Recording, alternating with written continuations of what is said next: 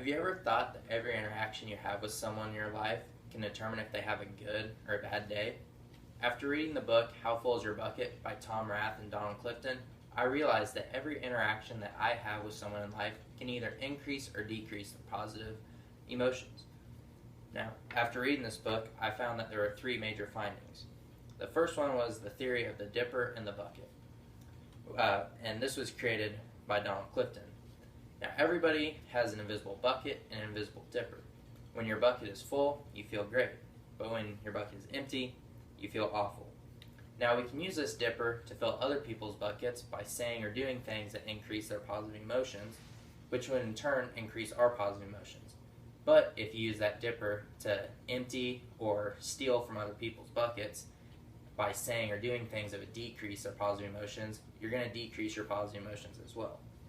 Now, there are many ways that you can increase positive emotions, and these include praise, recognition, doing kind and helpful acts, giving unexpected gifts, and much more. But there are also many ways that you can decrease positive emotions, which is the exact opposite. So saying negative things, doing hurtful things, or just simply being pessimistic around people. Now, one of the most important parts about this theory is that praise and recognition must be specific to the individual. So not every bucket filling technique is going to work for everybody. So to have the most effective bucket filling technique for a person, you need to make sure you individualize it for that person. Now, the second finding was that there's a 5-to-1 magic ratio. This is 5 positive interactions to 1 negative interaction is key for a successful, happy, and positive relationship. Now, if you have too many positives, which would make a 13-to-1 ratio, or not enough positives, which would be a 1-to-1 ratio, these can actually worsen your relationship. Now, the third finding is that there are many health benefits associated with filling others' buckets. One is that positive emotions can help protect us from depression and adverse health effects. Another one is that positive emotions can help us cope and recover from traumas, bad experiences, injuries, and positive emotions can even increase our lifespan. Now that I've read this book, I find that I agree with many of these findings. So when I do kind things help others, and I know that it increases their positive emotions, it definitely increases my positive emotions. And this goes hand in hand with the dipper and bucket theory. I also believe that it is important to have a good 5-to-1 balance of positive to negative interactions to have a healthy and happy relationship. So you're having a positive time, but you also are able to face life and grow.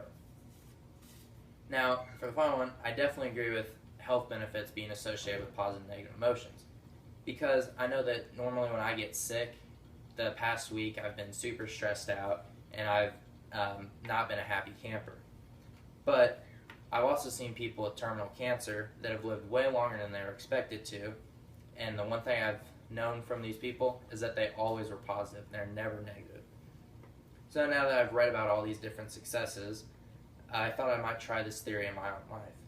So using this dipper and bucket theory in my life, I decided to make some more positive comments toward people's looks and if they've done well on something, and just holding doors open for strangers. And just these simple things, like commenting on my mom's necklace at Walmart, which made her light up and with a lot of joy and smile, gave me a smile, and it definitely knew that we filled both our buckets.